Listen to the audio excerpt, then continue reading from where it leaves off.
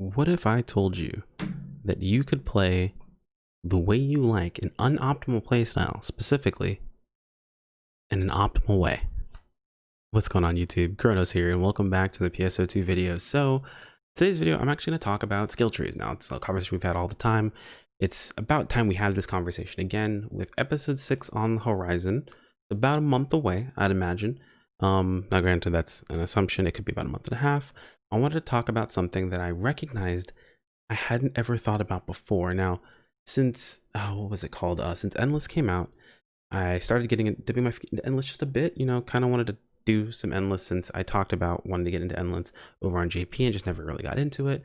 Figured, you know what the hell, let's go ahead and jump in and try to see what we can get accomplished, specifically in solo Endless. And I came across the problem while I was playing Bouncer. A lot of times you'd come across Anga, and Anga really doesn't play nice with playing solo weapon types. If you were, say, Jet Boots only, or if you're Soaring Blades only, you're gonna lose time every time you have to fight Anga. And he pops up enough times that it's basically a problem. So I was sitting down thinking, man, I'm really gonna have to play multi-weapons. But then I really thought about it and was like, you know what? I really only need this weapon for Anga. I don't want to lose out on damage on my main weapon, the weapon that I'm best with, because I have to have a secondary weapon. But you know what? It sucks because Bouncer, you always have to really invest into multiple points in the tree for that weapon to be useful. Except I was wrong. That's not necessarily the case, and I'm going to show you guys why. So we're going to use Bouncer as an example because really Bouncer is one of the few classes where you really have to invest heavily into each of their abilities to get a lot of use out of the abilities. But today I'm here to show you that if you're just in a situation where you have a main weapon you really want to push and you want to just have a secondary weapon in case of a bad situation, you actually can do fairly well with that. Now, before we even jump into this, I know people are going to jump on the board of, well, you can just use a gun slash or a gunblade, right? Gunblades do fantastic damage. We did a test on this. It's still actually better to use a gimped version of a weapon that your class supports than use a gunblade for most cases. I think the exception mostly is Fighter in this situation because Fighter supports it pretty well. But in most cases, it's better to use a gimped version of your weapon than to use a gunblade, especially when it comes to Bouncer. So let's take a look at what we have. So I personally like to play dual blades Bouncer. And one thing a lot of people were talking about beforehand was, well, you can just go into break stance, which you're absolutely correct. You could just go into break stance, but the one thing that we really kind of suffer right now on global if you just go into break stance is in situations where you're attacking a non-breakable part, this 25% increased crit damage doesn't apply. You actually lose out on it completely. Now granted, yes, crit chance, I'm sorry, not crit damage. Yes, crit chance isn't exactly going to be something that increases your max DPS, or sorry, your max damage. However, having over 70% crit increases your overall DPS. So it's actually worth investing in crit for crit chance up to 70% at the bare minimum if you're going to invest in crit at all. And Bouncer gets a lot of crit, especially if you go Bouncer Hunter. Now, I will talk about why we can go into break stance only later, but for this build specifically at level 90, we're going to be going into both these stances. And I'm going to show you a dual blades variant, and I'll also kind of give you my take on a soaring blades variant. I guess I'm going to call them dual blades. I tend to call them dual blades in every game I play. I'm sorry. I'm going to give you a dual blades variant and a jet boots variant. So really simple. We're going to put 3 into dexterity. The tree is going to be mostly about what you would expect for the most part, right? So we've got shift air attack, D-band air attack, or D-band PP restorate. We're going to put a point into soaring blades, and we're actually going to put a point into jet boots focus. Actually, we'll talk about this in a minute. Put a point into crit field remain, melee power up all the way up because we are a melee fighter specifically. We want photon blades fever and escape and photon blade fever up. Got soaring blades, yep, cool, got all those. And like I mentioned, we're going into both stances. Now, specifically, we're going to both stances, but only going to go 3 points into the critical. So it'd put us at 20%. This is just because we're saving on points. Actually, I think we might actually go over on points. So we might come back down to this. I don't remember exactly what I ended up doing on this build. This is roughly new for me, so I don't have it as memorized as I do most of my other builds. And here's where we come into the predicament. Well, we want to be able to use jet boots as an off weapon in case we need another weapon. If we have a situation where, say, for example, we have to fight Anga and he resists our weapon, or if we're fighting a monster, or we're doing a quest where our weapon is resisted or another weapon actually has, damage up, right? So say jet boots pops up as damage up, it might be worth to switch over to this. So what we're going to do is we're going to take Switch Strike, and we're only going to take the Jet Boots Focus and the Focus Boost. Now, Jet Boots Escape is very good, yes, but this is only for moments of invulnerability when you perform normal or photon art. Now, granted, if you feel like you need this, you absolutely can go this route. Not a bad choice, but for as few times we're going to be using Jet Boots, we don't really need to go into Jet Boots Escape that much. Now, if you're playing Jet Boots, you do want this. Yes, it's going to be kind of like your bread and butter. But as you can see, we're only at 100 out of 109 points. So I actually think, if I remember correctly, we might actually go into the rest of these now that I'm looking at this. Picking up those puts us at 104. And here's something that's crazy. We actually go into Sidestep Plus up to like 5 points, I want to say. Or we might go 4 points and then put a point in PP Recovery Gain. This is where you kind of have your choices. Because in reality, other than grabbing Elemental PP Restore Field, Rapid Boost and things of that sort. Now, granted, you can get a point here and just have the actual cooldown, but what I don't want to really worry too much about is needing to manage this cooldown itself. The entire idea is our primary damage is just going to be Soaring Blades focused. We just want to have the option of switching over to Jet Boots, and by giving us our focus on Jet Boots, that means that we'll be able to build focus and expend focus fairly well. Having Focus Boost means that we can build faster. So, I mean, if you're someone who's like, you know what, I don't even want to go into Focus Boost, we're just going to go, but the 1 point Focus Boost is actually fairly worth it. So how you decide to pull this up is up to you. This is kind of what I'm doing for a Dual Blades variant. So this gives me access to using Jet Boots in situations where I need them, but Dual Blades are still my primary damage source. And you know, you're probably thinking, well, you can have a tree where you get tons of damage from Dual Blades and tons of damage from Jet Boots. Absolutely correct. However, I didn't want to play Jet Boots. I don't really want to play Jet Boots that often. I'm not really that great with playing them in the first place, and I didn't want to lose damage on Dual Blades because Jet Boots is there. I don't want to lose damage on my primary weapon, right? That's why we're using this build itself. Now, again, properly playing Soaring Blades and Jet Boots together under the correct circumstances are going to give you more damage outright. But this is about tailoring the build to your playstyle, right? You want to make sure this is going to work out best for you. And if you're like me and play Soaring Blades substantially better than you play Jet Boots, then there's no reason for you to invest heavily into Jet Boots if you're just not going to want to play them. And you're not going to want to play them well. This is what I mean by take information in, but tailor it to your experience, right? Oh, as far as Hunter Tree goes, it's still the same. For 90, you just sit here. Pretty self-explanatory. Not a big deal. So this is a bit of a shorter video, not too much going on here. We're going to go into what I would do for the other side of this. You have two choices, really. You either have Jet Boots that are going to be on the physical side, or Jet Boots that are going to be on the tech side. Now, I don't know a lot about this specifically, so take this information with a grain of salt. I don't personally play this, but the information's up to you. But if you're playing Jet Boots only, can drop Break Stance D. Technically, you can drop all of Break Stance, but one thing I will tell you is Break Stance does work on Jet Boots on breakable parts. The only thing that does not work is Break Stance D. Technically, correct element with Break Stance on a breakable part is going to do substantially more damage than Elemental Stance is going to do. And you are not gaining a ton of damage by dropping Break Stance. That's one thing to keep in mind, is if for some reason you were gaining more damage, it would be fine.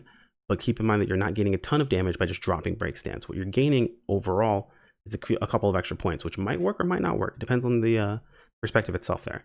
So we're going to drop Sidestep Plus. We don't really need it as much. And if we're doing a melee power variant, Rapid Boost J, we want Switch Strike. Once we have left, we still have 10 points. Probably could still take Sidestep. Honestly, not a bad choice. We want Jet Boots Escape. What are we looking at? Okay.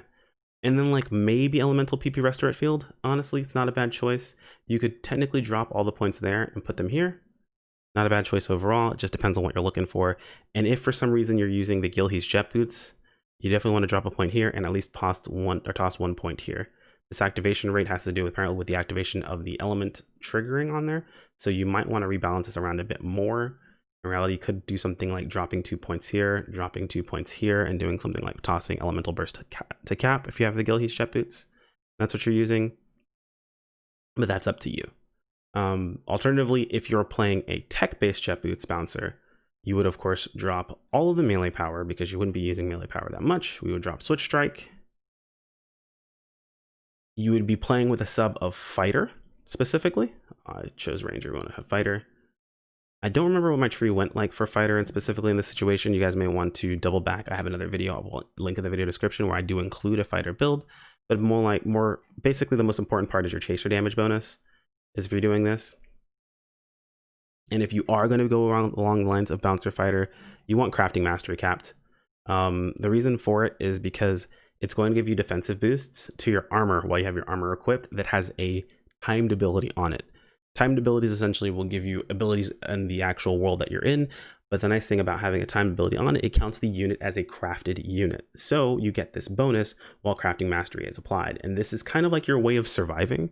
So you really want to make sure you have it. Of course, we're going to take tech power up to level 10, and then you've got an extra point in. You could do it on something like Encore Jump. In reality, you should have point to play around with. It's up to you where you put it overall. You could put a point into Sidestep Plus. If you're going to be stepping through abilities, you do want to have at least 1 point in Sidestep Plus, but I feel like you're going to have points available on your fighter tree that you can put into Sidestep Plus here, especially since you're not really concerned with melee power. And maybe I'm wrong about that. To my knowledge, tech-based jet boots bouncers are more concerned about tech power, not melee power. So you're really concerned about things that are going to be increasing just your potency overall.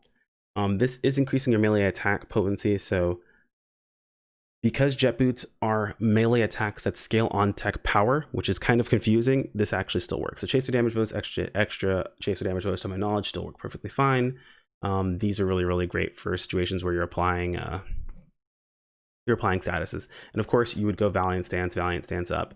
And because we're playing Bouncer as our main, we have plenty of critical. Valiant Stance critical is a fantastic choice. Shooter Strike does not work. You might want to take Sidestep Plus because we have that as an option. Tech Arts variants, fantastic for Jet Boots Bouncer. And then of course we have the choice, are these here. I believe this is, yep, this increases all of them. So we take this to cap. 113 points there. What's this do? This is while your melee power is, okay, so this is when your HP is below 50%. Granted, that's not going to happen too often, but you have points to play around with basically in this tree.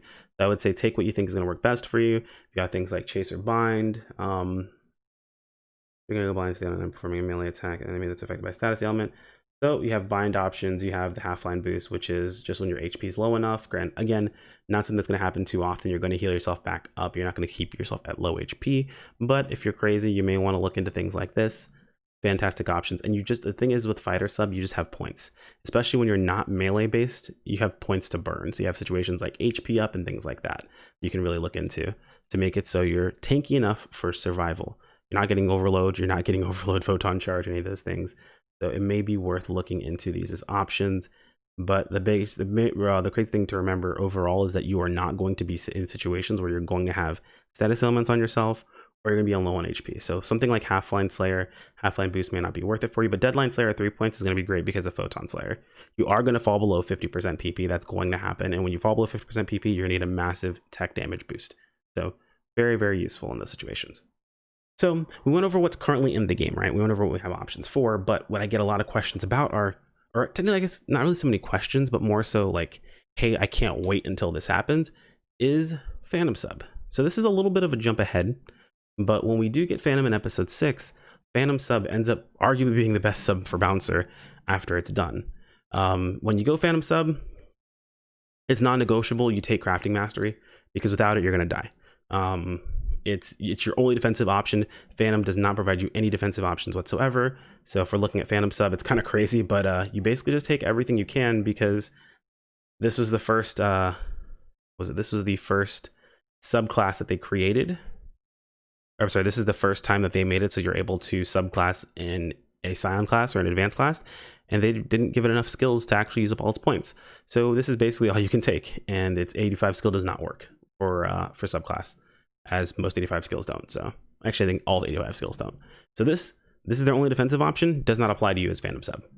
So your only defensive choice is literally Crafting Mastery. So you definitely need this if you're playing a Bouncer with a Phantom Sub. Now this actually can be dual blades or jet boots, funny enough, because of all the changes over the course of episode 5 to episode 6 when it comes to Bouncer, you can actually play this with either sub. Now I do believe that Hunter is still the better sub multipliers for Soaring Blades, but it is much closer where you just have so much quality of life having Phantom Sub that you're actually able to do it. So I'm going to show you guys what my build is going to be for Phantom Sub when I actually play it. So of course, like I mentioned beforehand, I like playing Soaring Blades primarily as my weapon. I don't like playing jet boots that much. However, I do still use them in situations where I absolutely need to. And I'm going to include all of these builds in the video description, guys. Don't freak out too much about it. I'll make sure I get those taken care of. Hopefully this isn't going to be bugged. Let's double check and make sure. No, it looks like it's working. Cool. last time I made a video and I actually said I was going to include something like that, it was bugged for like 2 or 3 days, so unfortunately I couldn't include it immediately. So this is so like I mentioned beforehand, taking break stance only really doesn't work that well in situations where targets don't have a breakable part because of the crit. However, when Phantom Sub comes out, because we have so much crit available to us, you can actually get away for Soaring Blades Bouncer with dropping Elemental Stance. Now, the reason for this is because you get enough crit that losing out on this 20% crit actually doesn't matter. Between your crit field, your crit field in general, and just general Phantom Sub, you get a ton of crit. Like, you overall just get enough crit where you don't have to really worry too much about it. You get tons of PP. I mean, look, you got a max crit gain of 60%. And I believe that's actually, let me see really quick. This is 5%, 5%, 3%, 3%. That's just the conversion. I believe you're gonna end up with like a 30% crit overall, as opposed to the 25% crit you were gaining beforehand. And then on top of that, by the time the subclass comes out overall, you're going to have weapons that also provide you crit chance. Like, it's just gonna be enough crit overall that you actually can get away with doing this. It's not going to be the best, but it's going to be pretty solid to the point where you're not going to really worry too much about not having the extra crit from break stance critical and having to go elemental stance. Now, technically you still can take elemental stance, but the reason we drop this is because we need crafting mastery. You absolutely need to have crafting mastery capped. Without it, you're going to die. You're more than welcome to give it a shot, but I personally would not recommend it. Now we're looking at Bouncer 95. We have plenty of points to play around with, and look at this. This is actually mostly what we need. The funny part is we can take elemental stance if we really want to. We can take, what is it? We have 5 points in sidestep plus. We still have about another 6 points left over to play around with. If you're someone who wants to play jet boots more and have more of a reason to, you can literally do something like this for the actual bonus for jet boots. So rapid boost will have some use. We do need to have switch strikes, so there will be something more like this overall. I'd probably pull this back a little bit, maybe pull this back to 3, toss a point there if I was going to do that, and maybe this. Not a bad choice overall if I was using the Gilheath. If I wasn't, I'd drop those, of course. But see, basically you guys are getting kind of the idea, right? Essentially what it is you're able to drop something like elemental stance, most likely you have to, really, because you really need crafting mastery. Now, technically you can drop melee power, not really a big deal. Take elemental stance, that way you have a situation for everything that you're dealing with, but it is technically easier to just have break stance turned on and forget about it. And as long as you're attacking targets and you have enough crit, you're still going to crit almost 100% of the time. And if you're in MPAs, most of the time you're going to crit 100% of the time anyway, because a Techer is going to give you extra crit as well. Basically, we're going over crit cap in most cases, so it's really not a bad idea to have access to it. So again, I'm going to include all these in the video description. I'm going to go over a more detailed, like, Bouncer Phantom, like, I don't want to say guide, but I'm going to go over a more detailed Bouncer Phantom build setup that I'm going to be using once I have access to Bouncer Phantom again. The biggest thing is I want to have access to Bouncer Phantom with all of the changes we've received over the years. So I personally, it wasn't really the greatest thing for me when I first started out. Granted, it was very strong, but those of you guys who've been playing jet boots, this is basically your Phantom's like your messiah when it comes down to it, because it's crazy. It's insanely powerful, and the quality of life alone is what causes even the dual blades bouncers to want to sub Phantom. It's pretty crazy. Anyway, guys, hopefully this was helpful for you. If you guys have any comments, feel free to toss them in if you guys have any questions, feel free to toss them in the comment section below. As always, a like on the video is much appreciated. Absolved you have half of your ad block guilt. The other half is absolved by subscribing. Both are completely free and they help me out a ton. Helps you keep up with all the content that's coming up. We are going to be releasing more content as we go along. Clicking on the bell icon does notify you videos when they do pop up, as well as community posts when those go live. Whew, I saw a little bit of a burp. That'd have been weird in the middle of an outro. It keeps you up to date in the community posts as they go live. If that's not really your jam, you also have Discord and you also have Twitter. Thanks again for making it to this video, guys, and that jumbled together outro, and I'll see you all in the next video. Take care. Peace out.